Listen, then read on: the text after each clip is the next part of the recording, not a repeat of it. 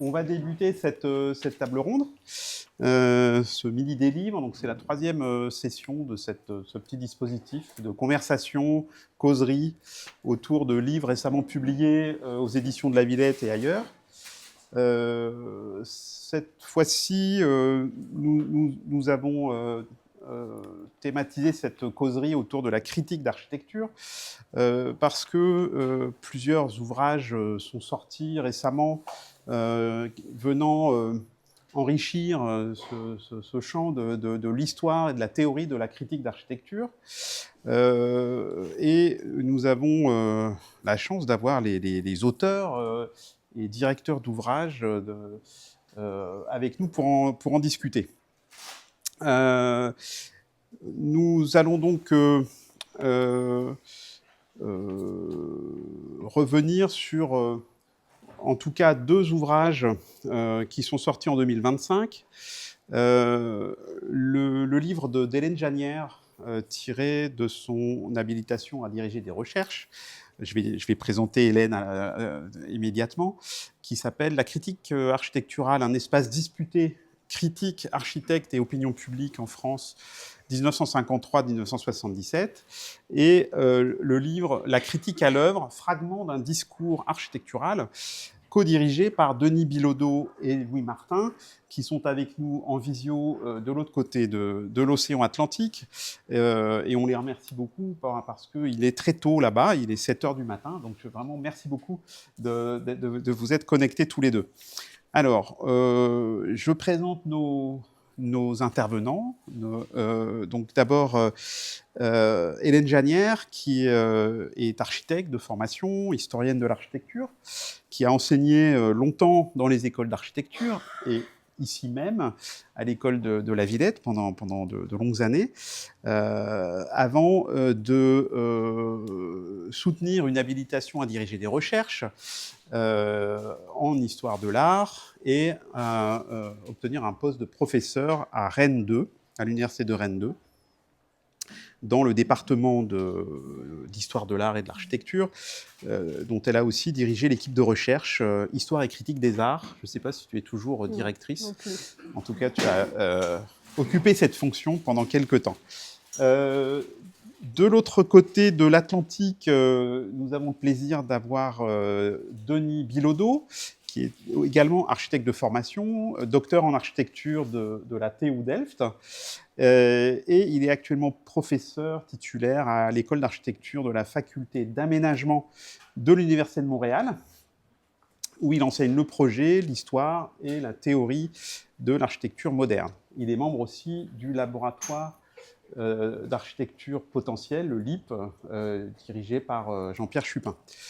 Et Louis Martin, qui est diplômé en architecture de l'Université de Montréal, et qui, après quelques années de pratique, a poursuivi des études en histoire, théorie et critique de l'architecture au MIT, avant de soutenir un doctorat à l'université de Princeton en 2002. Il est actuellement professeur au département d'histoire de l'art de l'Université du Québec à Montréal, l'UQAM. Et donc, tous les deux, ils ont co-dirigé cet ouvrage collectif qui rassemble une douzaine de chapitres d'enquêtes sur des épisodes de l'histoire et de la pratique de la critique de part et d'autre de l'Atlantique. Et donc, notre conversation sera animée par Margot Darieux, qui est architecte de formation également, docteur en architecture. Elle a fait une thèse sur les liens entre architecture et communication, soutenue en 2019, je crois. Elle est actuellement maîtresse de conférences en théorie et pratique de la conception architecturale et urbaine à l'ENSA de Paris-Malaquais. Elle est membre du laboratoire de recherche ACS et elle est parallèlement journaliste et critique d'architecture. Elle a longtemps écrit dans le magazine AMC et elle a rejoint récemment les pages de DA, d'architecture, que l'on partage maintenant. Et elle est membre du prix d'architecture de cette revue. voilà. Donc, on a convenu d'abord donner la parole à nos intervenants pour qu'ils présentent relativement brièvement leurs ouvrages respectifs. Oui, alors j'en ai pas parlé, mais Hélène Janière a également signé aux éditions de la Villette un livre important, bien que pas très épais, mais pour moi très important, qui s'appelle Critique et architecture, un état des lieux contemporains, qui n'est pas vraiment une histoire de la critique, mais un point assez synthétique sur les différentes problématiques qui ont pu traverser ce champ de la critique architecturale. Voilà le rapport entre critique et pratique architecturale, la question de la crise de la critique, le rapport entre critique d'architecture et critique d'art. Donc c'est des chapitres thématiques comme ça qui viennent saisir des problématiques qui ont traversé l'histoire de la critique en rappelant certains débats importants, certaines prises de position importantes au cours du XXe siècle. Donc c'est un livre qui est assez passionnant, qui est sorti en 2019, juste avant le Covid. Autant dire que cette situation a un petit peu invisibilisé ce livre qui pourtant vraiment est très important et très complémentaire au fond du livre qu'elle vient de sortir en 2025 aux presses universitaires de Rennes, qui, là, est plus spécifiquement une histoire de la critique d'architecture, plutôt en France, mais avec des prolongements internationaux, entre 1953 et 77. Elle nous en parlera. Alors, je ne sais pas qui veut commencer. Est-ce qu'on donne la parole au plus lointain, et puis ensuite, ou est-ce qu'on donne la parole d'abord aux dames? Je ne sais pas. Je ne sais pas quelle est la préséance en la matière. Mais je propose qu'on donne la parole à nos collègues de Montréal. Je ne sais pas qui veut commencer, Louis ou Denis. Alors, moi, je vais commencer. Je ne sais pas si vous m'entendez bien. Oui, très bien. Alors, merci de nous avoir invités. J'aimerais vous saluer, bien que je ne vous vois pas tous à l'écran.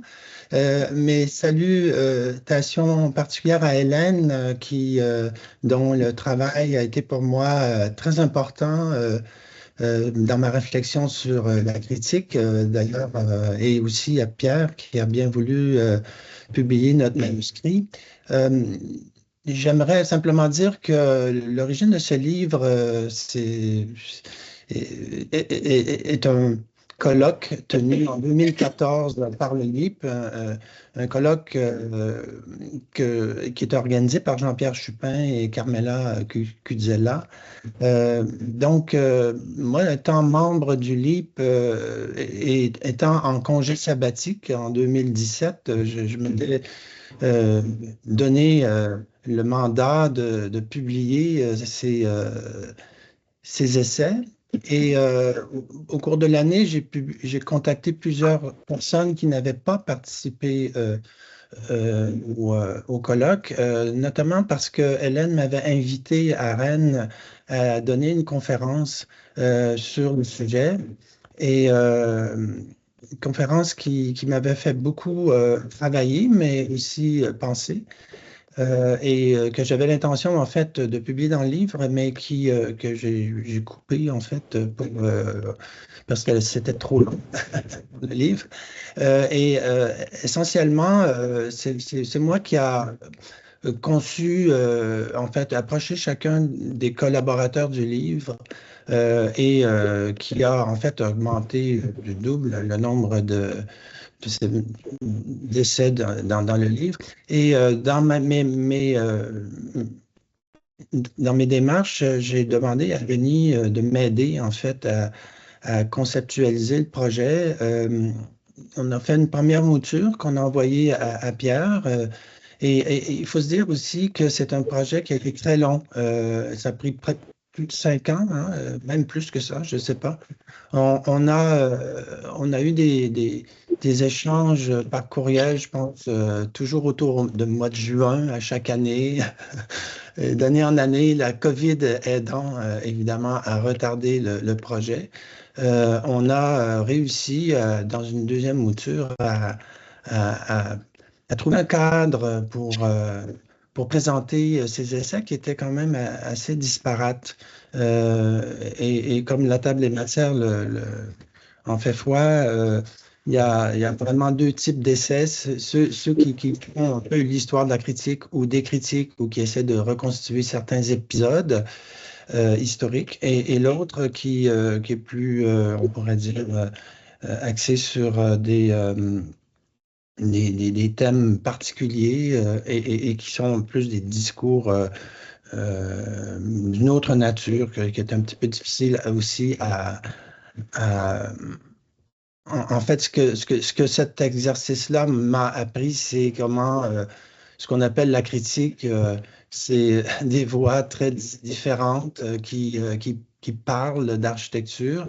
Et pour moi, j'y reviendrai peut-être plus tard, c'est aussi des positions très autobiographiques, autant des critiques qu'on étudie que de nous qui écrivons sur ces critiques-là.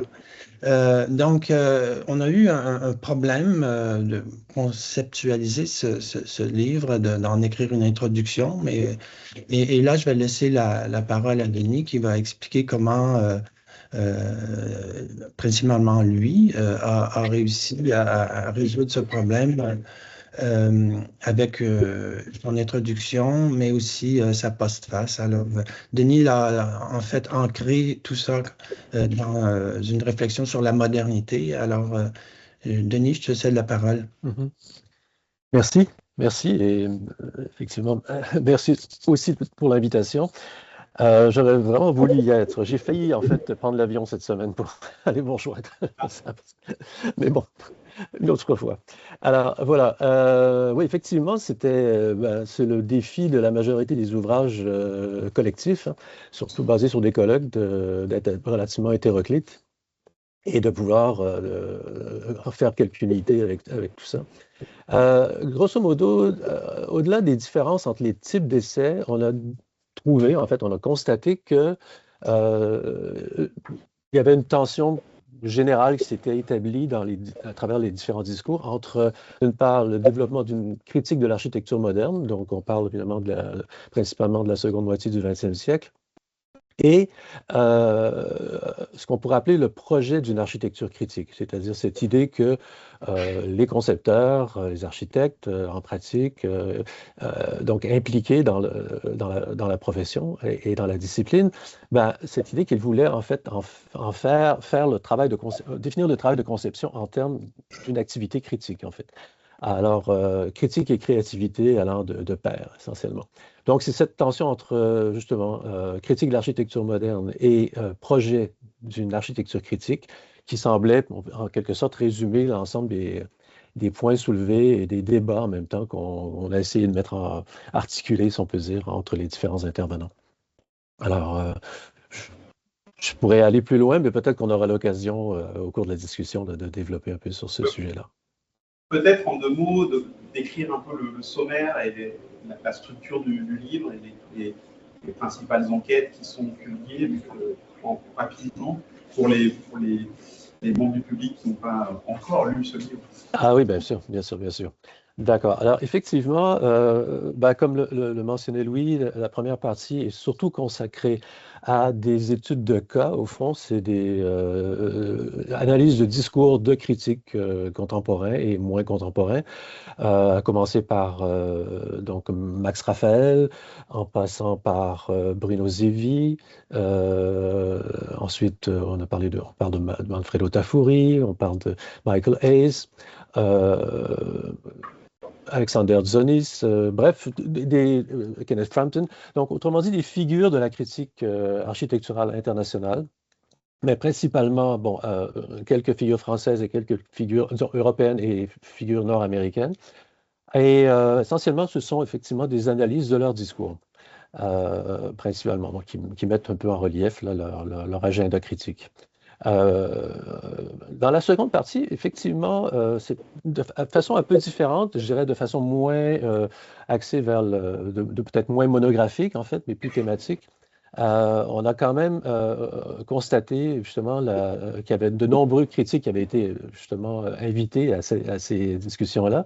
Et donc, on retrouve justement, entre autres, par exemple, les contributions de Colin Rowe, des contributions, enfin, René Odile d'ailleurs, qui avait travaillé sur Alto. Bref, plusieurs contributions relativement récentes qui abordaient justement un regard sur la critique de façon particulière, ou du moins tentaient de définir ce regard sur la critique à travers peut-être des méthodes distinctes. Donc, c'est un peu plus méthodologique que le premier, mais de façon générale, comme vous pouvez voir, c'est ponctuel, mais ça sert, disons, à jeter quelques jalons pour une sorte de cartographie qui continue de se développer, et bien sûr, dans le contexte actuel de développement des études sur la critique, mais donc de nouveaux jalons ou quelques jalons supplémentaires à ce champ d'études. Merci Denis.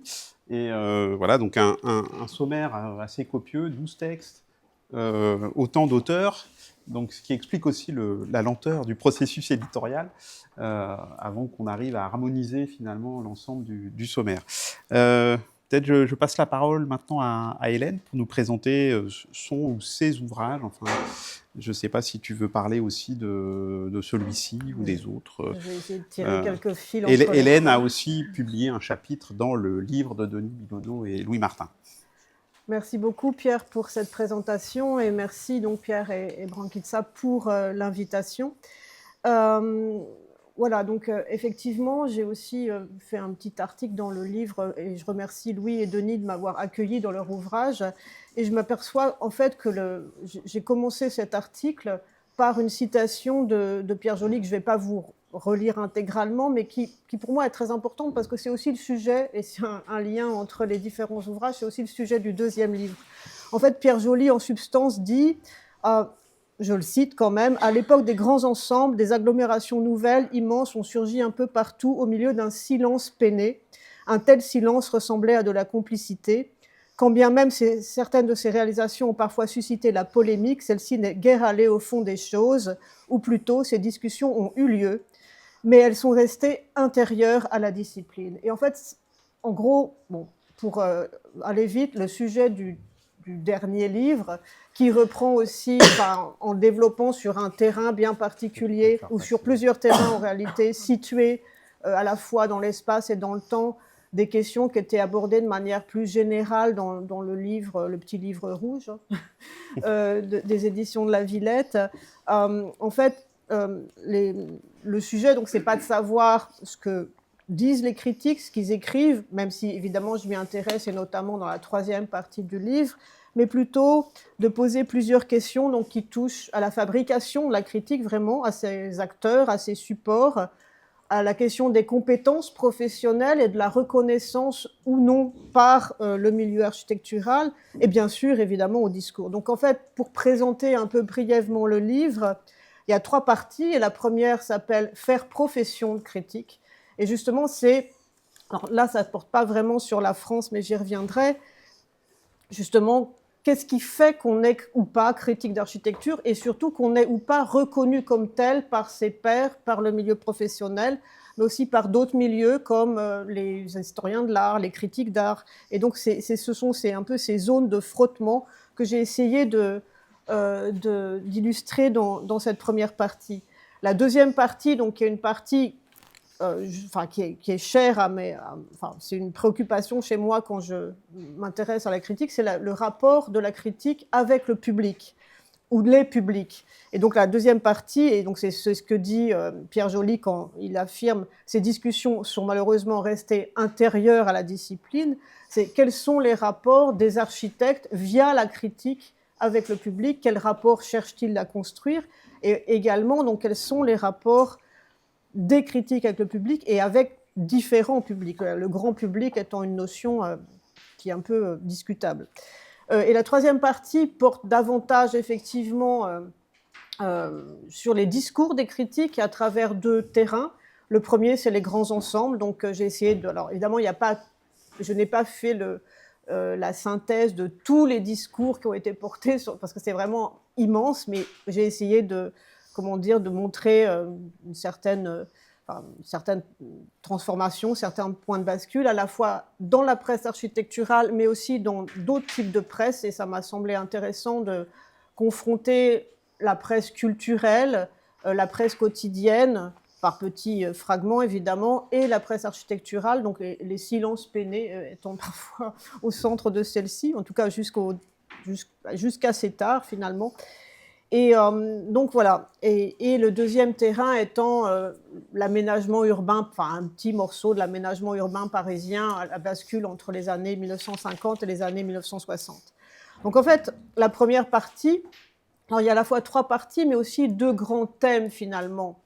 Un thème qui est plus international, et c'est pour ça que je m'intéresse notamment à l'Association internationale des critiques d'art et à la place de l'architecture à la place que l'architecture a tenue au sein de leurs débats. Donc, c'est toujours un peu marginal, mais c'est quand même toujours un peu présent, avec un moment particulier où l'architecture prend une grande place. C'est dans le fameux congrès de 1959 qui se passe à Brasilia, où là, tout le monde est là, Bruno Zevi, Argan, etc., Franck Castel.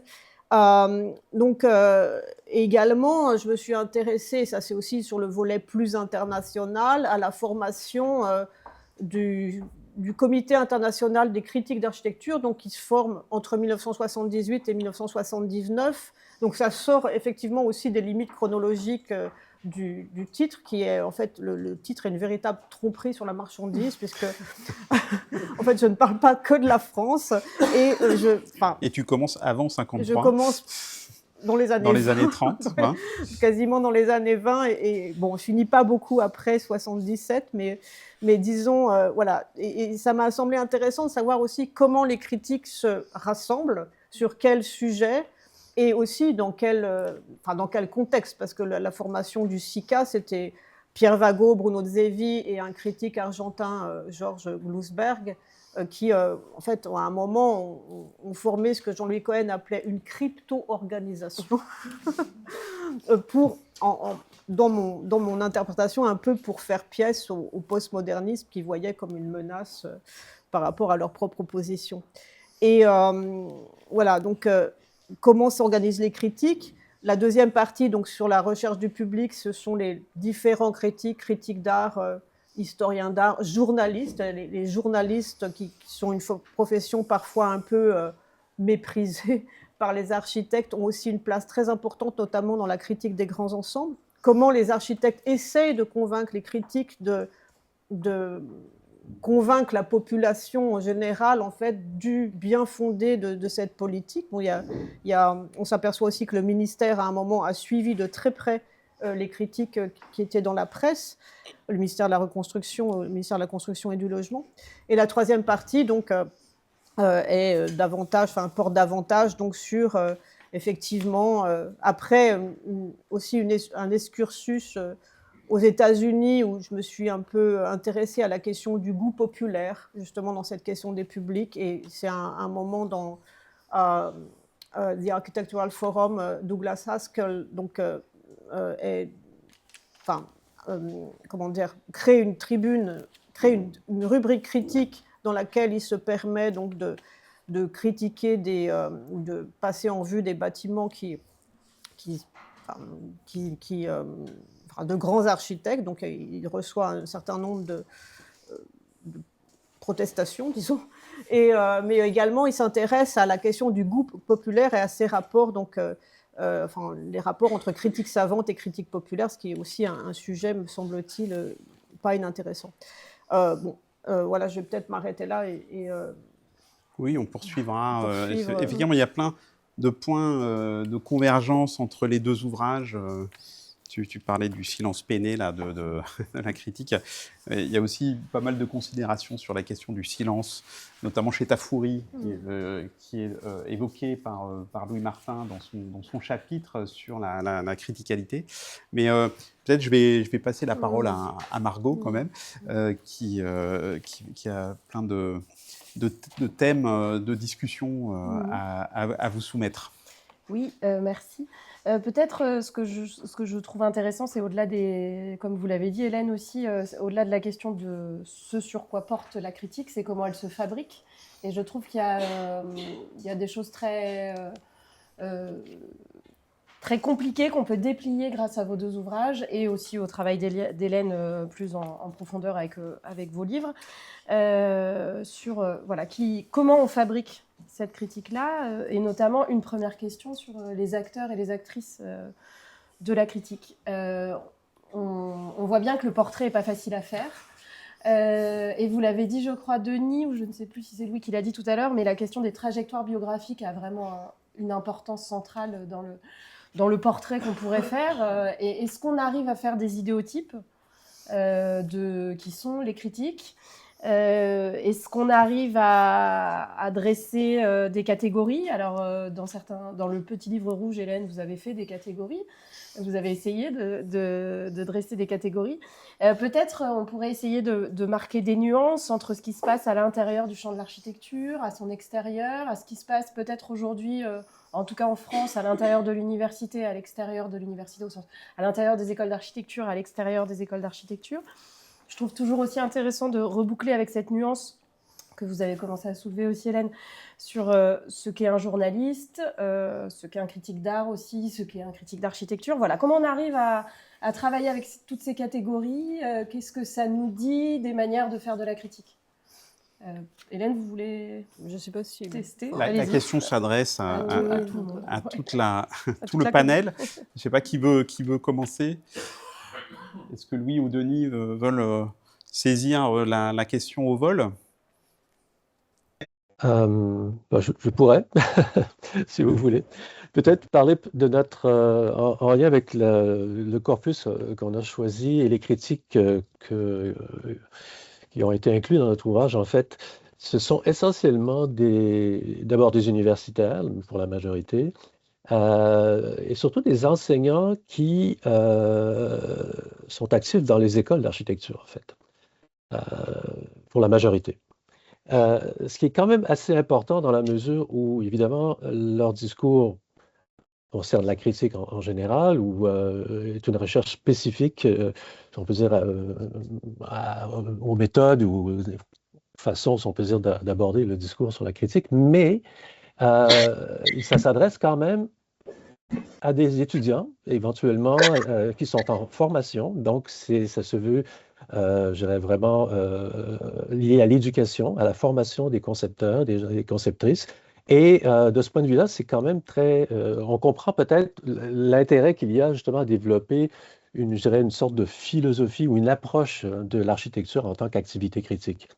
Donc, et on comprend qu'il y a aussi un changement de registre au niveau du discours, c'est-à-dire qu'on est dans un discours, même il s'adresse à des étudiants ou à des professionnels ou à des praticiens éventuellement, c'est quand même un discours qui cherche à aller au-delà d'un discours de type pragmatique ou d'un type technique et qui va essayer justement de redéfinir des fondements pour la discipline, en fait, donner une nouvelle légitimité culturelle à la discipline.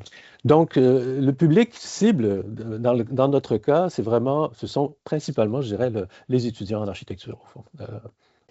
Mais est-ce que là, il n'y a pas un grand fossé entre le contexte européen et le contexte américain ? Parce que dans les écoles d'architecture, par exemple en France, la critique n'existe pas en tant qu'enseignement. Il y a des cours d'histoire, il y a des cours de théorie architecturale et urbaine, mais il n'y a jamais eu le moindre cours de critique architecturale, sinon de manière très marginale, parce que tel et tel. Moi, je me souviens des cours de Jacques Lucan à UP8, à Belleville, qui donnait un petit séminaire optionnel sur la critique architecturale, mais c'était tout à fait marginal dans le corpus des disciplines qui étaient enseignées dans une école. Je ne sais pas ce que tu en penses, Hélène, sur cette absence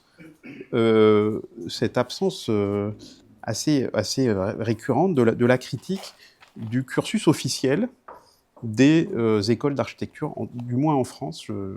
C'est difficile de faire une comparaison mondiale, mais par rapport au monde anglo-saxon, où histoire, théorie, critique ont structuré des domaines universitaires dès les années 60-70. Oui, alors, je pense que, bon, pour ce que j'en sais, déjà la critique architecturale à l'université, pour répondre à votre question, déjà l'architecture à l'université est très peu présente, mais donc sa critique, l'histoire un peu, mais sa critique est vraiment absente, enfin, je veux dire, en tant que discipline, entre guillemets. Ça tient peut-être à plusieurs choses que tu dis. Bon, d'abord, effectivement, ça tient d'abord à la position de la critique qui est entre histoire, éventuellement pratique, hein, si on considère comme, dans certaines, oui, on peut considérer que l'architecture est une pratique critique, et entre histoire, donc théorie, donc voilà, où est-ce qu'on la situe? C'est évidemment, on imagine bien que ça peut faire l'objet de tiraillements intéressants parmi le corps enseignant, chacun revendiquant comment dire, le droit à la critique. Alors ça existe peut-être, alors en France je ne sais pas trop, mais par exemple à Milan je sais qu'il y a un séminaire, mais c'est vrai que c'est pour des doctorants, donc voilà, c'est déjà c'est pas du tout dans le tronc commun. Mais je pense aussi que quand il y a cette différence entre chaque côté de l'Atlantique tient aussi à un autre fait que quand on dit histoire, théorie, critique, en parlant des départements, des universités, notamment de la côte Est et peut-être du Canada, critique n'a pas tout à fait le même sens que ce que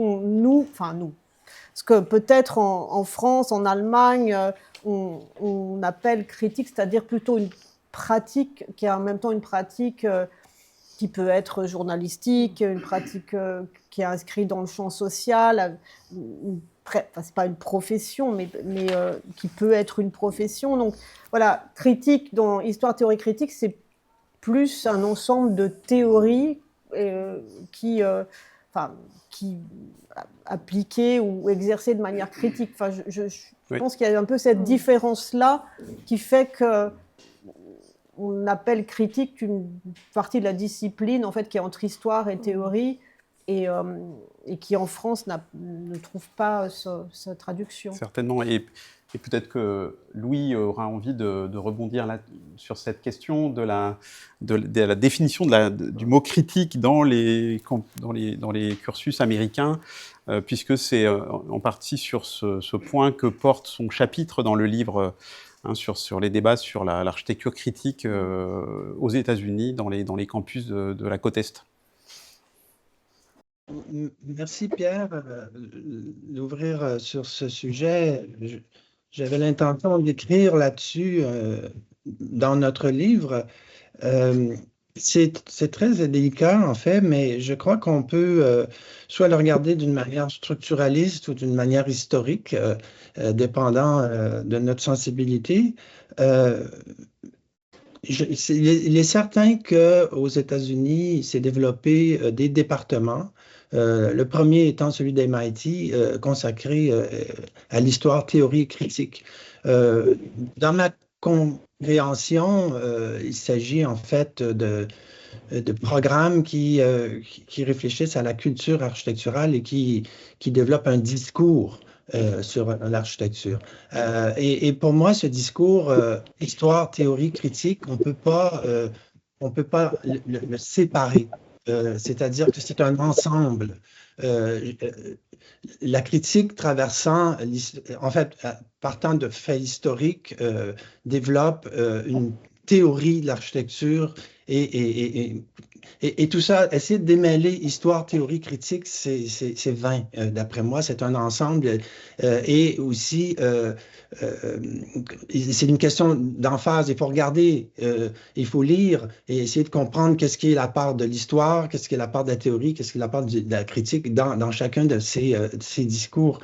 Donc, pour moi, le fait que ça se développe au niveau universitaire, ça fait quand même une espèce de séparation entre les producteurs d'images, qui sont les architectes, et les producteurs de discours, qui sont les historiens ou les théoriciens ou les critiques ou les professeurs, comme dit Denis, parce que essentiellement, ça fait partie aussi des tâches des professeurs d'université de faire de la recherche et de publier. Et je pense que c'est très, très inscrit dans la structure universitaire, le fait que l'architecture soit au sein des universités aux États-Unis et au Canada et non des écoles autonomes. Je crois que ça fait une grande différence. Et là, à ce moment-là, on pourrait aussi regarder l'histoire du développement de ces programmes qui débutent dans les années 60, mais qui vraiment fleurissent dans les années 80. Ça devient presque une obligation d'avoir dans une école d'architecture qui se respecte un programme doctoral. Certains programmes doctoraux, il y a plusieurs, on va dire, spécialités, mais l'histoire théorique critique en est une qui s'est développée principalement, je crois, comme un effet de ce que je vais appeler la postmodernité, là, dans les années 80. Et tout ça dans une logique, je dirais, institutionnelle, qui fait que l'architecture devient une discipline universitaire au même plan que les autres disciplines, que la sociologie, que la philosophie, que les études littéraires. En fait, c'est une espèce de professionnalisation du discours. Mais ça, c'est l'aspect sociologique. Quand je reviens, puis je regardais la grille de questions que vous avez développées, pour moi, et j'aime bien parler de l'aspect autobiographique ou biographique, chaque personne s'inscrit dans un champ à un moment donné. Et il y a des choses qui sont possibles, des choses qui ne sont pas possibles. Et moi, j'en parlais avec Denis souvent, c'est que quand je suis arrivé à l'école d'architecture, mon professeur nous faisait lire 2 livres, Siegfried Giedion et Manfredo Tafuri. C'était assez particulier parce que on a chez Siegfried Giedion le critique historien engagé qui portait un discours et qui était finalement le secrétaire des SIAM. C'était comme un modèle de dire qui nous montrait comment pour être critique, il fallait porter une cause.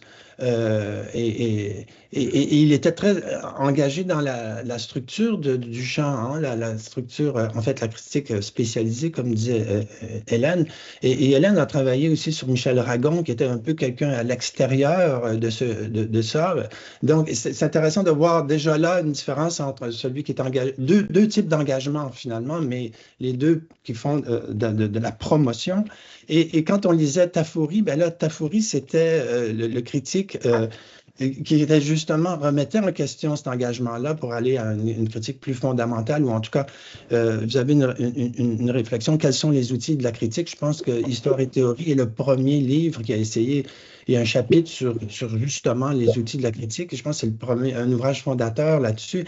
Et mon texte dans le livre, en fait, regarde un peu la manière dont Tafuri a été reçu aux États-Unis avec toute l'ambiguïté de savoir si on a une critique de la profession et de son engagement comme promoteur, en fait, du capitalisme international, ou est-ce que c'est possible d'avoir un discours critique à l'intérieur de l'architecture? Et là, ça amène finalement vers une idée de l'architecture autonome qui aurait ses propres problèmes. Et là, c'est un peu cette réception de Tafuri qui amène une architecture critique autonome d'un côté, et de l'autre côté, l'autonomisation des discours qui se veulent critiques de cette pratique. Je ne sais pas si c'est clair ce que je dis, mais il me semble que c'est comme ça, moi, que je l'ai vécu quand je suis arrivé aux États-Unis dans les années 80.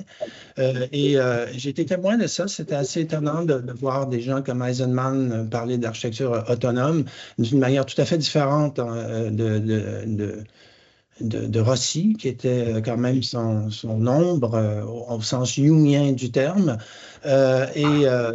Donc, de voir aussi des critiques comme Michael Hayes développer, ou encore Mark Wigley développer des discours plus autonomes et de faire en fait office de critique professionnelle, on va dire, qui n'est pas engagé dans la production des images, ça c'est clair, mais plutôt de développer un discours sur les images à partir de références intellectuelles.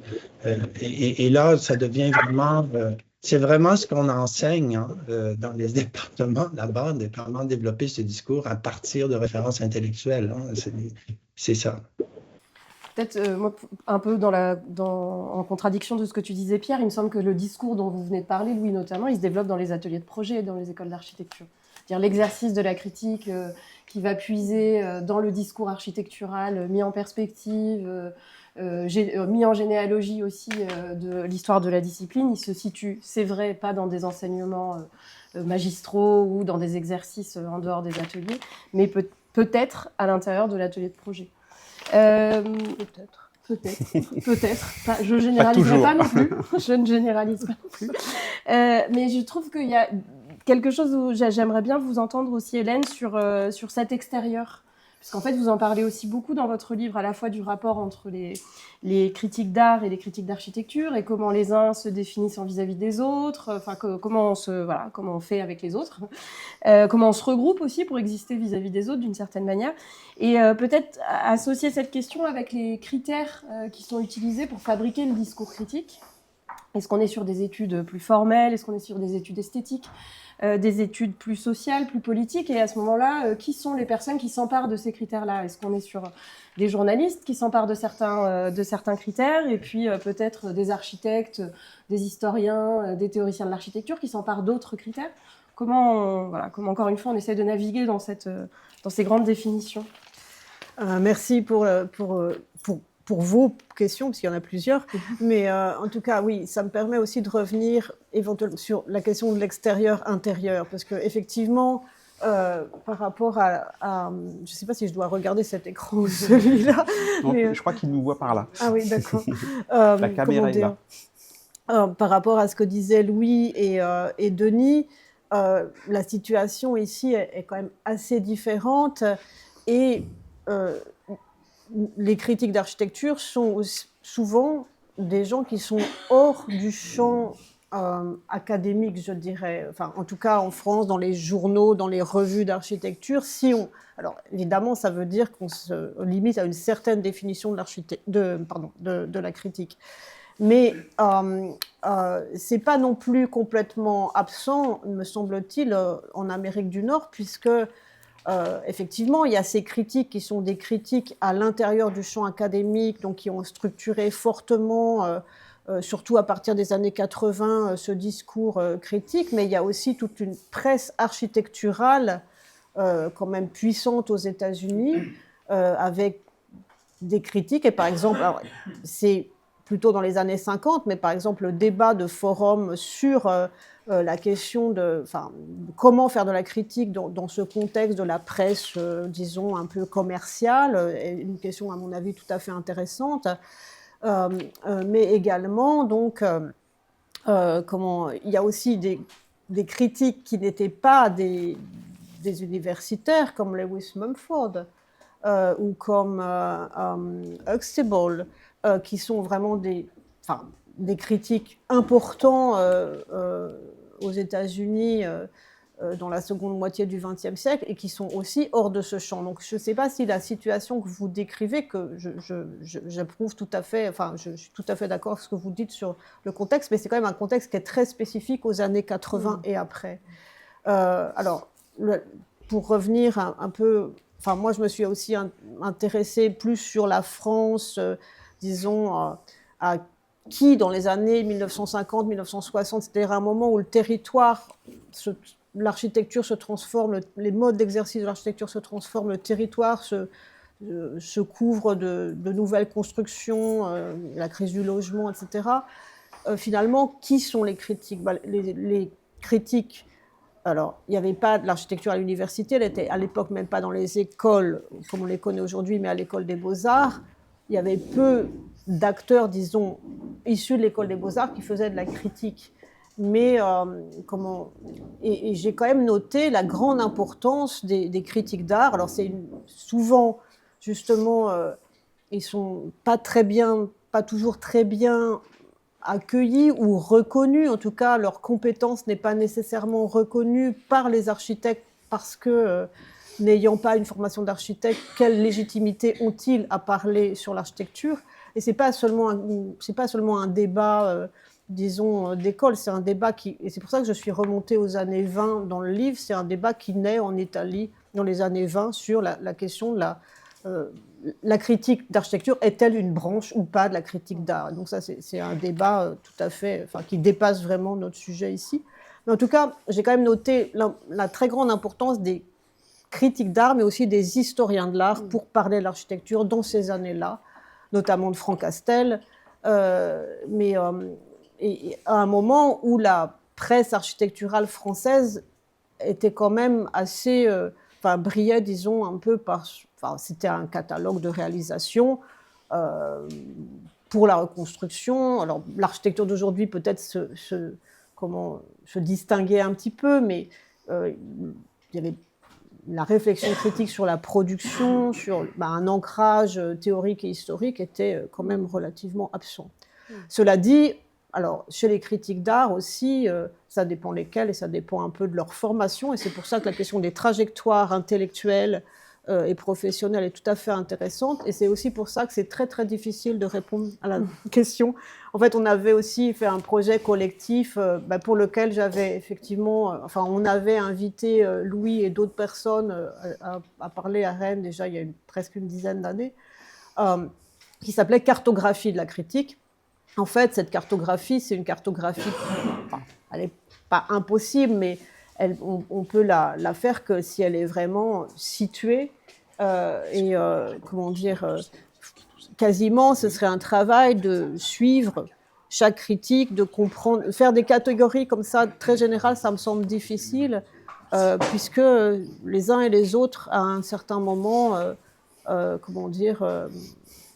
adoptent tel ou tel mode d'écriture, tel ou tel critère.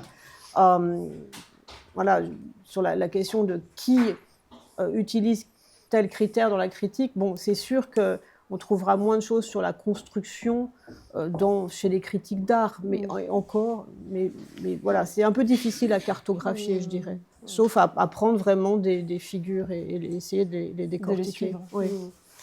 Il y a quelque chose aussi, moi, que j'ai trouvé assez, en tout cas depuis ma propre trajectoire, que j'ai trouvé assez fort à recevoir dans vos travaux, Hélène, qui était la remise en question du caractère instituant de la critique. En fait, on pourrait penser que aujourd'hui, pour le coup, je parle depuis ma position, mais que les revues d'architecture instituent les projets, elles montrent l'exemple, elles instituent des exemplarités. Il faudrait suivre ce qui est montré, puisque ce qui est montré vaut le coup d'œil, vaut qu'on écrive dessus. Et ça, je trouve que vous le démontez assez bien aussi, cet argument, en disant qu'il faut aussi raison garder par rapport au caractère instituant de la critique, et que ce n'est pas des trajectoires de représentation de bâtiments ou d'architectes qui seraient uniquement fabriquées par des publications, par des récits critiques, etc. Cette question, elle se pose sur la critique extérieure au monde architectural ou au monde académique. Est-ce qu'elle se pose, Louis et Denis, aussi à l'intérieur plutôt, puisque vous, on a l'impression que le portrait que vous avez dressé est plutôt celui d'une critique qui se déploie à l'intérieur du monde de l'architecture et à l'intérieur en plus de ces lieux de transmission. Qu'est-ce qu'on pourrait penser du caractère instituant de la critique? Est-ce qu'elle a un effet, en fait, cette critique-là? Est-ce qu'elle sert à quelque chose? Est-ce qu'elle change les choses? Voilà.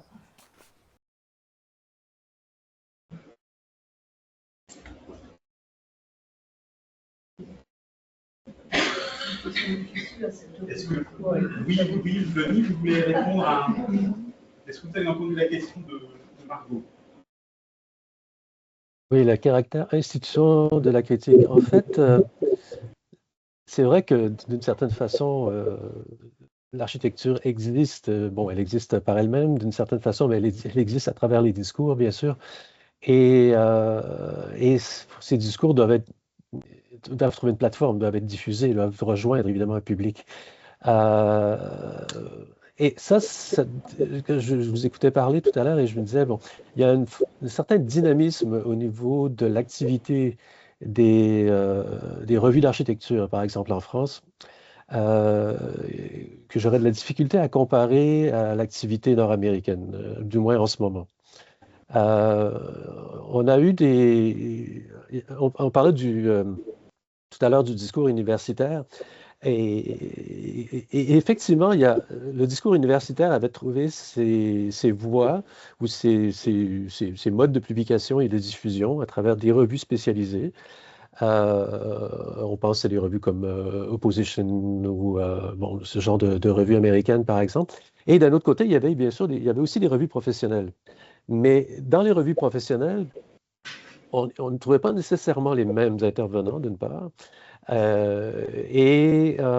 a l'impression que ça jouait sur des fronts assez distincts, au fond, finalement. Des fois, on cherchait un peu le lieu de communication qui ferait que, quelque part, il y aurait l'existence d'un véritable débat à caractère, je dirais, public élargi, là, incluant autant les universitaires que le grand public, que les professionnels. Donc, une tribune, vraiment, un lieu d'échange. Pourquoi? C'est une bonne question. Je pense que peut-être qu'il y a une façon aussi de séparer parfois les types de revues qui peut nuire peut-être à un échange plus fluide entre les différents intervenants. Le fait d'avoir des revues dites plus sérieuses, académiques et d'autres plus professionnelles, d'avoir des revues, des discours justement à grand public, etc. Donc, cette idée de catégoriser et de définir des lieux de diffusion ou des tribunes particulières pour chaque type de discours, évidemment, entretient d'une certaine manière, en tout cas, il me semble ici, une certaine dichotomie, ou plus que ça, en fait, une séparation entre les discours. Et je pense que même les revues qui voudraient être plus hybrides, qui voudraient justement réunir différents types de discours, ben finalement, vont peut-être trouver même avoir de la difficulté à se financer. Précisément parce que les sources de financement vont aller vers des discours plus, des silos, finalement, plus spécifiques. Donc, bon, je généralise un peu, mais je pense qu'il y a cette question du caractère instituant de la critique, ben, il doit se jouer sur plusieurs fronts, en fait. Je pense que la critique doit travailler sur plusieurs fronts. Et il devrait y avoir des échanges aussi entre les discours critiques pour que ça fonctionne vraiment, il me semble. Enfin.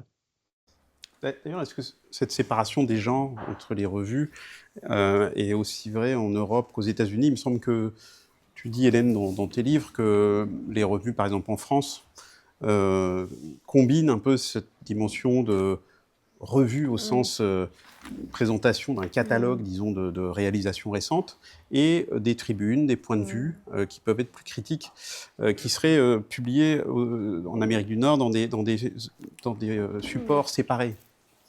Alors effectivement, c'est pas du tout moi qui ai fait cette constatation sur l'Amérique du Nord, et je suis vraiment d'accord avec ce que vient de dire Denis.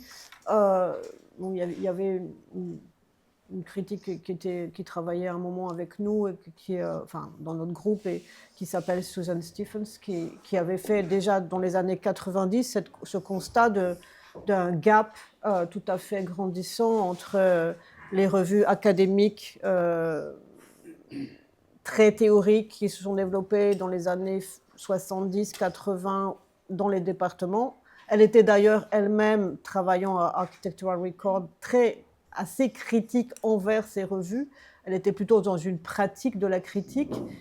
Mais elle avait fait ce constat effectivement de deux mondes séparés, et de deux mondes peut-être de plus en plus séparés, des figures justement qui n'étaient pas dans ces univers-là, mais qui parlaient aussi bien, disons, aux spécialistes qu'à un public élargi, comme Mumford ayant un peu disparu, enfin encore qu'on peut en trouver encore, on pouvait encore en trouver aux États-Unis aux années 80.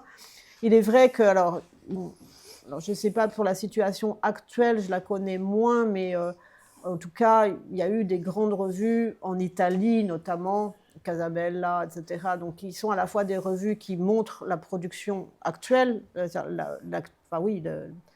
la chronique de l'actualité, et en même temps où il y a, comme tu le dis, des prises de position, des textes importants qui ont été publiés, et des points de vue critiques souvent très, très marqués. Donc, c'est effectivement un peu différent. La cartographie des revues est un peu différente. Et je pense aussi, alors, pour ce que j'en connais, c'est-à-dire très peu de choses, dans certains pays d'Amérique du Sud, comme en Argentine, il y a aussi ces revues assez critiques qui sont en même temps des revues, je dirais pas d'actualité, mais qui sont aussi adressées aux professionnels. Donc, est-ce que c'est lié justement à la création de ces départements aux États-Unis qui ont fait des revues, enfin qui ont produit des revues de niche? Je ne sais pas, enfin, peut-être mes collègues pourraient me dire davantage, mais... Sur la question interne-externe, c'est assez passionnant dans ton livre. Bon, tu montres que cette grande crise de croissance des années 50-60, avec cette modernisation accélérée de la France, de la transformation de ses paysages et de la construction massive de grands ensembles, a fini par mettre un peu en crise les revues d'architecture traditionnelles qui continuaient à, disons, produire un discours qui est plus un commentaire d'actualité sur les opérations, voilà, un discours absolument dénué de jugement, qui se contente de présenter ces opérations. Et puis, en dehors de la sphère architecturale, le développement d'une vraie critique de ce phénomène, une critique très intense qui mobilise des arguments politiques, théoriques, philosophiques, sociologiques, et qui grossit comme ça dans une sorte de critique d'un phénomène, mais interrogé dans ses causes, dans ses modalités, dans les modes de production, dans les choix politiques, etc. Et je me demandais si on n'était pas en train de vivre un phénomène un peu similaire aujourd'hui, avec la crise, disons, environnementale, qui vient re-questionner complètement la manière de faire une revue d'architecture. C'est-à-dire que c'est un peu compliqué aujourd'hui de continuer à aligner des articles d'actualité, et on voit bien dans la revue DA, qui est en plein chamboulement, disons, de sa ligne éditoriale, parce que pour saisir vraiment et construire la valeur des objets architecturaux aujourd'hui, on ne peut plus simplement se contenter de les présenter, de les commenter pour leur forme, et les décrire, etc. Mais on est obligé de mobiliser. Et alors tout d'un coup, là, d'autres critères qui sont pas du tout les mêmes qui étaient mobilisés par les critiques externes, disons, des années 50-60, mais qui portent sur la question de la matérialité, des filières de matériaux, les questions purement climatiques, de maîtrise des climats, enfin, de la question des déchets. Bon, il y a une exposition là en ce moment à l'école sur la question de la démolition et notamment la démolition des grands ensembles. Qu'est-ce qu'on fait avec ces objets? Les démolir, c'est plus possible. Donc, tout d'un coup, l'objet architectural ne peut plus se réduire à lui-même. Et on est obligé, pour en faire la critique, de le réinscrire dans des logiques beaucoup plus grandes, mais qui sont pas forcément les mêmes que celles qui correspondent à la conjoncture que tu as étudiée dans ton livre. Ah, oui. Mais du coup, on se retrouve avec ce fossé, là, qui est à peu près le même, enfin, tel que je l'observe aujourd'hui, entre une critique interne qui continue un peu sur ses habitudes, et une critique externe qui se développe dans différents champs et qui convoque des théories, des champs disciplinaires, et qui construit en fait, qui reconstruit en fait des critères pertinents pour saisir les enjeux du présent. Alors, je trouve ton analogie intéressante. Je ne connais pas assez la situation actuelle, disons, des revues, de la façon dont elles évoluent pour répondre avec précision. Mais je me demande aussi si... alors, bon, effectivement, on peut dire critique interne, critique externe, mais c'est vrai qu'il y avait quand même aussi des archives. Par exemple, l'architecture d'aujourd'hui, en 61, elle commence... Elle change un peu de position, elle commence à critiquer les grands ensembles. Bon, peut-être il y avait quand même des éléments internes qui ont fait un peu un hors-champ. Mais oui, aujourd'hui, peut-être c'est effectivement l'occasion d'une sorte de renouveau du discours critique, puisque en fait, l'autre livre qui est plus général sur la critique, il était parti un peu d'une lassitude d'entendre toujours le même discours de crise de la critique, et on est dans la crise, etc. Bon, peut-être on va sortir, en entrant dans une crise plus grave, on va sortir de la crise de la critique. Mais je pense aussi qu'il y a un autre élément qu'il faut prendre en compte, c'est la diversité des supports. C'est-à-dire, aujourd'hui, c'est plus la peine de faire une revue avec une imprimerie, etc. Donc les blogs, tous les revues en ligne, les blogs, mais aussi ce qui peut se passer sur les réseaux sociaux, alimentent d'autres formes de critique, mais permettent également à des acteurs extrêmement diversifiés, labellisés, si je peux dire, par la profession, de s'exprimer et effectivement de convoquer d'autres champs. Mais ça peut peut-être être une bonne, un nouveau départ pour sortir de la critique. Justement, sur la question des grands ensembles en particulier, et le regard sur eux est en train d'être complètement réévalué, justement à l'aune des enjeux environnementaux. Mais peut-être Louis et Denis sur cette question critique interne, critique externe, à l'aune des enjeux environnementaux, disons à l'aune de ces changements de conjoncture qui affectent régulièrement le monde de l'architecture et qui obligent la critique à reconfigurer ses critères et ses catégories. J'aimerais simplement faire une espèce de trait d'union parce qu'on va parler de la situation actuelle qui est très différente des études historiques qu'on fait sur les années d'après-guerre, notamment les années 50, 60 et 70, où la presse était imprimée, elle était aussi nationale dans différentes langues. Il fallait avoir l'objet pour le lire.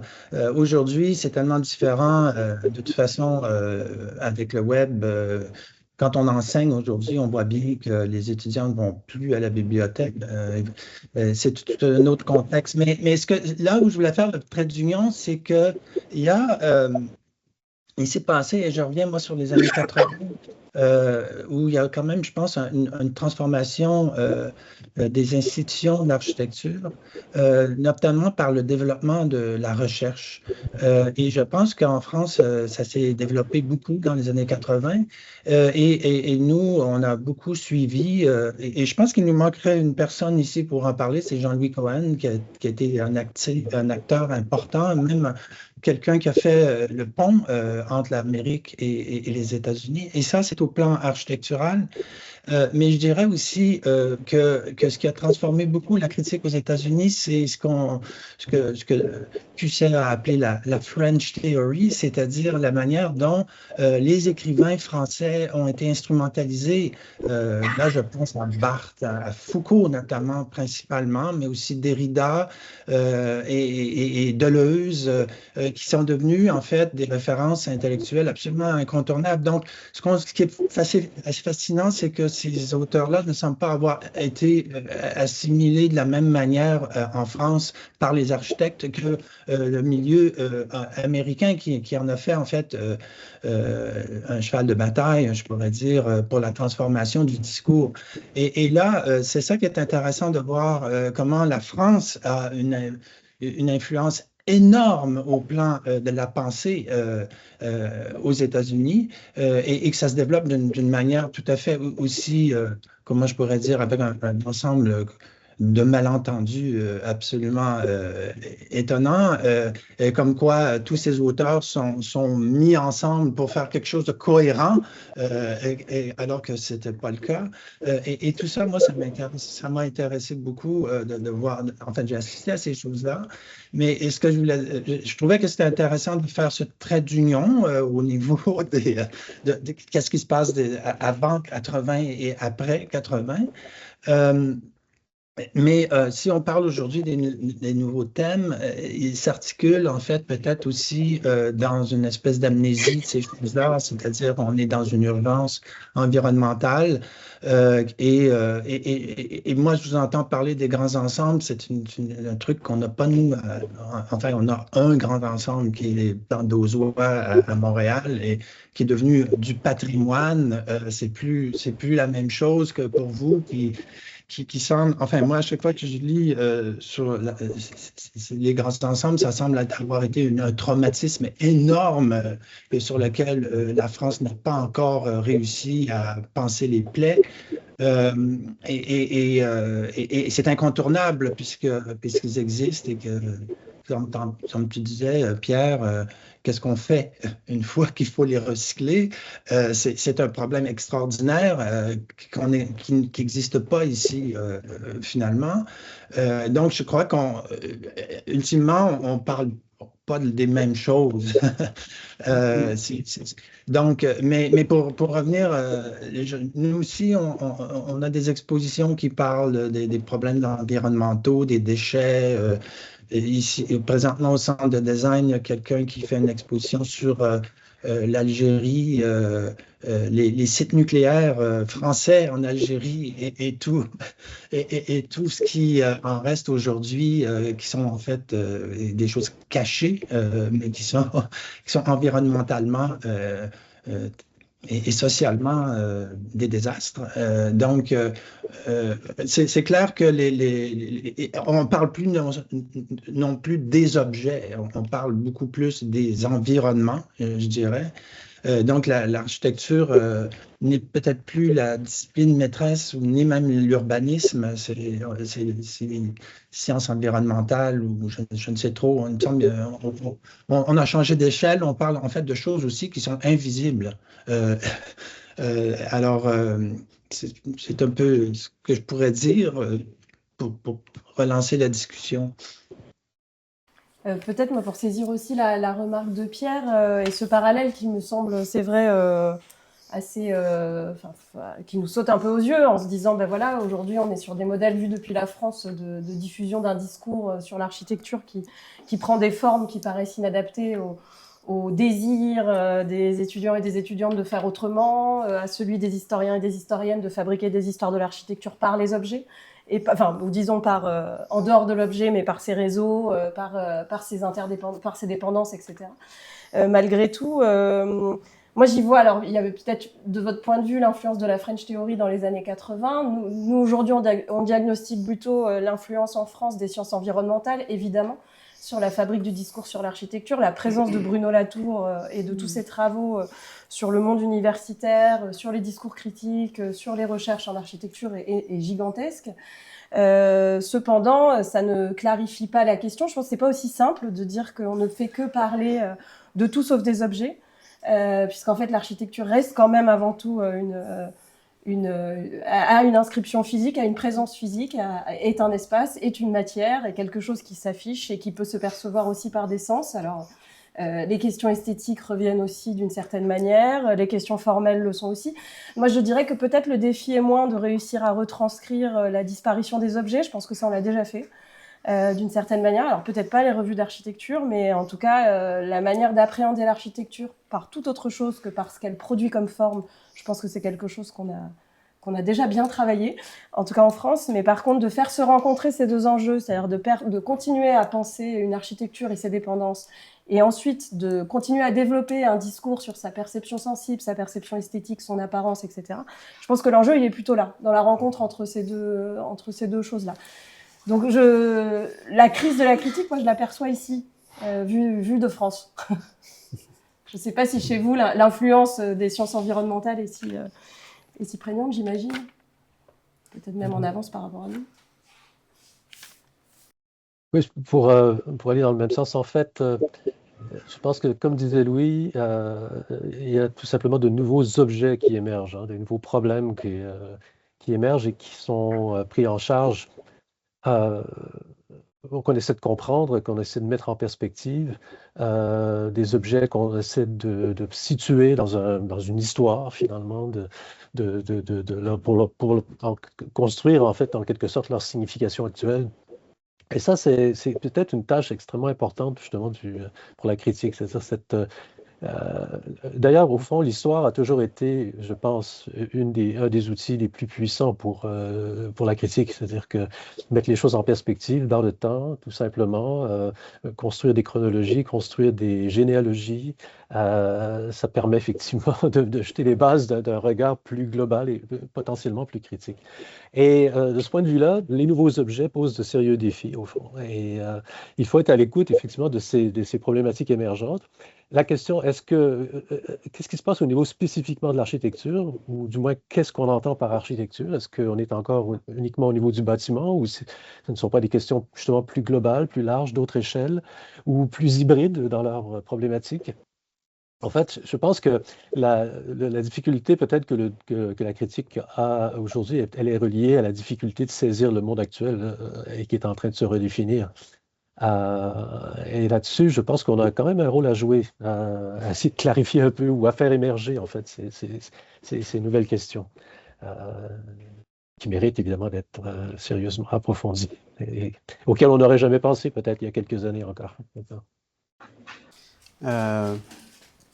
Merci Denis. Je propose qu'on prenne peut-être une ou deux questions du public. Léa Catherine. Bonjour, je suis un peu déçue de ne pas voir les amis du Canada ici, mais bonjour. J'ai une question. Je voulais revenir sur l'enseignement en fait, de la critique dans les écoles. Je pense que c'est très important. Bon, on sait qu'il n'y a plus de critique. Moi, je pense plus à la critique, par exemple, grand public, dans les journaux ou dans les revues. On sait qu'il n'y en a plus beaucoup. La personne que je connais, ou le personnage que je connais le mieux, c'est Huxtable, donc je pense à elle, évidemment.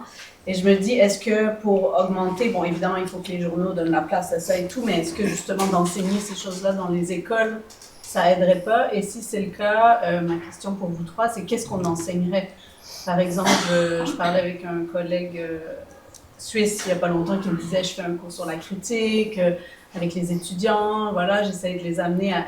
Bon, c'est très pragmatique comme question, mais s'il y avait un cours comme ça, je ne sais pas, peut-être Hélène, tu en donnes, et je ne sais pas si à Montréal, dans mon souvenir, il n'y en avait pas, peut-être qu'il y en a maintenant, mais qu'est-ce qu'on enseignerait? Quelles sont les compétences?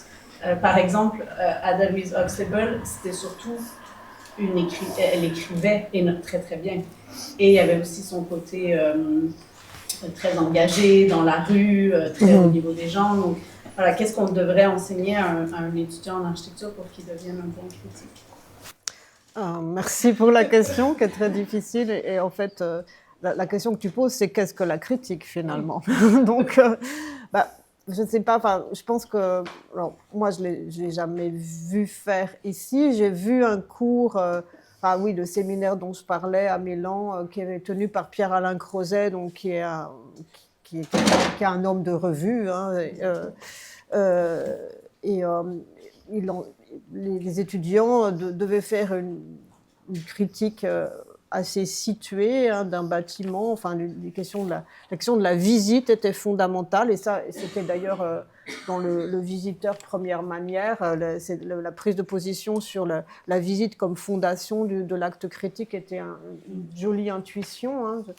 Hein. Bon, après, effectivement, la situation, parce que ça, c'est peut-être quelque chose qui est trop oublié peut-être dans la presse architecturale, c'est comment...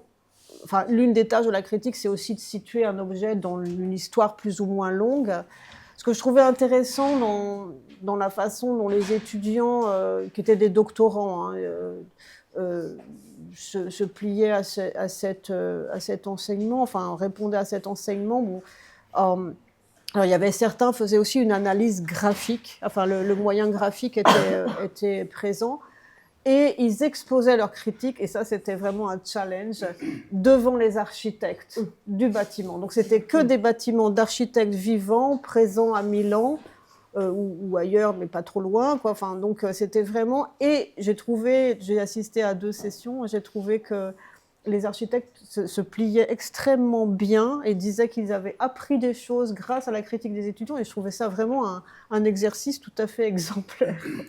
Mais effectivement, alors pour revenir à qu'est-ce qu'on enseigne, savoir écrire, et c'est une écriture qui n'est pas une écriture académique, qui n'est pas une écriture... Enfin oui, alors peut-être c'est la chose la plus difficile. Je veux dire, écrire, enfin une écriture critique, évidemment il n'y en a pas une, mais une écriture qui est à la fois, qui ancre dans l'histoire, mais qui prend position dans le présent, peut-être, et qui arrive aussi à rendre présent un bâtiment absent. Ça, je pense, c'est peut-être la chose la plus difficile. Il y a un livre dont je ne me souviens plus le titre, qui est paru, je crois, dans les années 2010, sur un peu comment faire aux États-Unis, Ah, c'est le livre de Alexandra Lang. C'est ça.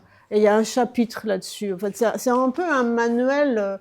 Peut-être si les enseignants présents ici souhaitent commencer un petit séminaire de pratique critique. Bon, oui, c'est un peu trop un manuel, mais quand même, elle aborde tous ces problèmes en essayant de justement quels sont les critères.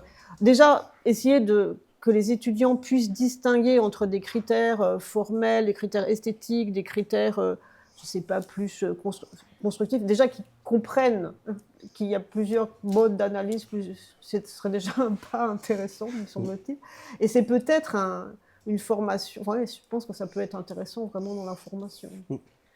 Et je pense que ça peut être un vrai sujet d'un prochain livre, d'analyser l'histoire de l'enseignement de la critique et des épisodes finalement assez disparates comme ça, mais dans ma tête, là, j'ai essayé de compter tous ceux que je connaissais. Il y a dans l'enseignement de Jacques Lucan à UP8, il y avait Alain Guilleux qui faisait un petit cours sur la critique à Rouen. Oui. Je pensais aussi à Michel Verne qui a formé aussi un certain nombre de critiques, notamment Françoise Fromeneau, François Chalin. François Chalin lui-même, ayant à l'école de Lille enseigné la critique architecturale. Je pensais à comment il s'appelle, Boudet. Pardon ? Patrice, aussi formé par Michel Verne. Oui, Patrice Goulet, pardon, aussi formé par, et qui a quelque part suscité aussi des vocations critiques auprès de certains étudiants de cette école. Donc il y a quand même comme ça des filières assez ramifiées, mais qui, à mon avis, ne sont pas sans effet sur le champ de la critique comme pratique, parce que c'est des transmissions comme ça, un peu invisibles, mais qui sont assez déterminantes de certaines trajectoires après de certains auteurs qui ont pu... je sais pas ce que vous en pensez de l'autre côté de l'Atlantique, la question de comment on enseigne la critique. Est-ce qu'il y a une histoire de l'enseignement de la critique qui reste à faire ? Je pense que oui, mais ça serait en même temps, ça serait sûrement des histoires d'individus, encore une fois, qu'on ne connaît pas, mais aussi une histoire des structures, parce que Hélène discutait de comment c'est au niveau doctoral que se développe la critique, mais pour arriver au doctorat, il faut déjà avoir souvent acquis la culture visuelle à travers un apprentissage de l'architecture pratique dans un cours d'architecture pour ensuite lire les gens qui ont écrit sur cette culture visuelle et ensuite trouver son champ d'expertise, cet enclos dans lequel on va travailler toute notre vie, qui est déterminé finalement par la thèse doctorale. Tout ça, c'est un long cheminement et je crois que c'est quelque chose qui n'existait absolument pas. Les premiers doctorats en architecture, ça se trouve dans les années 60 probablement, et c'était vraiment très différent de ce qui se fait, qui est tout à fait structuré aujourd'hui. Donc, effectivement, si on faisait une histoire de l'enseignement, ça passerait par une histoire des structures de l'enseignement qui se sont transformées, mais aussi, ça serait en fait une histoire des thèses. Et on verrait comment, aujourd'hui, quand je regarde les sujets de thèse, c'est tellement différent de ce que c'était dans mon temps où on parlait des architectes. Aujourd'hui, on parle presque pas d'architectes, on parle de thématiques très transversales qui sont très difficiles à saisir aussi et qui, enfin, je n'ai pas d'exemple qui me vient en tête, mais je vois bien que la culture des architectes, ça devient en fait une partie petite de la problématique plus large des enjeux. Là, je vais les appeler environnementaux, mais ce n'est pas nécessairement climatique ou ou autres. C'est vraiment des thématiques qui émergent, qui sont nouvelles. Denis le disait tout à l'heure, il reste encore à baliser. Et en fait, il faut regarder ce qui intéresse les étudiants et les étudiantes, puis qui sont nombreuses. Je dirais que sont même... Ça aussi, c'est intéressant. Il faudrait regarder dans cette histoire-là l'apport des femmes qui est colossal depuis les années 90. Donc, je pense que oui, il y a quelque chose à faire. Comment le faire, je ne sais pas, mais je pense que c'est justement nos doctorants et doctorantes qui le feront. Je vous ai posé la question de savoir si la critique architecturale était une branche de la critique d'art. Moi, j'espère que oui. Sinon, on rate quelque chose. Parce que si la critique se situe bien entre histoire et théorie, à ce moment-là, Tafuri, lorsqu'il parle d'avant-garde, est-ce qu'il est légitime? Abbé Warburg, quand il parle d'architecture, est-il légitime? Je pense que ces interactions, ces critères élargis doivent rentrer en compte. Il faut considérer que la critique architecturale est bien une branche de la critique d'art. Alors c'est un grand... C'est pas si simple. Je veux dire, c'est un grand débat, parce qu'en fait... Je ne veux pas que ce soit un silence peiné. Non, il faut rajouter vraiment de la vision. Mais en fait, oui, alors quand beaucoup d'architectes ne sont pas d'accord avec ça, et des historiens de l'architecture ne sont pas d'accord avec le fait, par exemple, que l'histoire de l'architecture soit une branche, je sais pas si oui, une sous-partie de l'histoire de l'art. Mais est-ce que c'est aux architectes de le dire ça? Ça, je ne sais pas. Mais il se donne le droit de le dire, en tout cas. Et il y a eu beaucoup de débats qui sont relatés dans le livre d'Hélène là-dessus. C'est effectivement... ce sont deux conceptions vraiment... qui s'affrontent sur l'histoire, d'abord. C'est-à-dire, en fait, dans les années 20 en Italie, il y a vraiment deux conceptions différentes chez les historiens de l'art et de l'architecture pour dire est-ce que, est-ce que finalement, par exemple, Giovannoni, donc, qui est historien d'art et ingénieur, dit non, l'histoire de l'architecture a ses propres critères. Et là, on revient à la question des critères, qui sont aussi la construction, alors, le commanditaire, ça, on peut trouver ça aussi en art, mais en tout cas, oui, il y a une spécificité, il y a l'inscription urbaine. Donc, c'est vraiment un débat important théorique qui devient aussi un débat, plus de défense de champ, professionnel, c'est-à-dire, en fait... on entend quand même très souvent, à tort ou à raison, je ne sais pas, et de manière simplificatrice, dire que les historiens de l'art ne peuvent pas faire l'histoire de l'architecture. Voilà, donc, et moi, dans les discours que j'ai relevés, c'est pas moi qui le dis, mais il y avait une très grande offensive des architectes contre les critiques d'art qui écrivaient, notamment sur les grands ensembles, parce qu'ils avaient effectivement une appréciation négative de cette nouvelle forme d'urbanisation, mais aussi avec l'idée qu'un critique d'art n'a pas la compétence pour écrire sur l'architecture. Encore une fois, ce n'est pas moi qui le dis, mais je pense que c'est quelque chose qui est toujours très présent, et notamment dans les écoles. Cette séparation, elle est présente, et cette bataille, elle est toujours aussi vive. Par exemple, quelqu'un comme Sergio Ferro, il parle aussi bien d'architecture que d'art.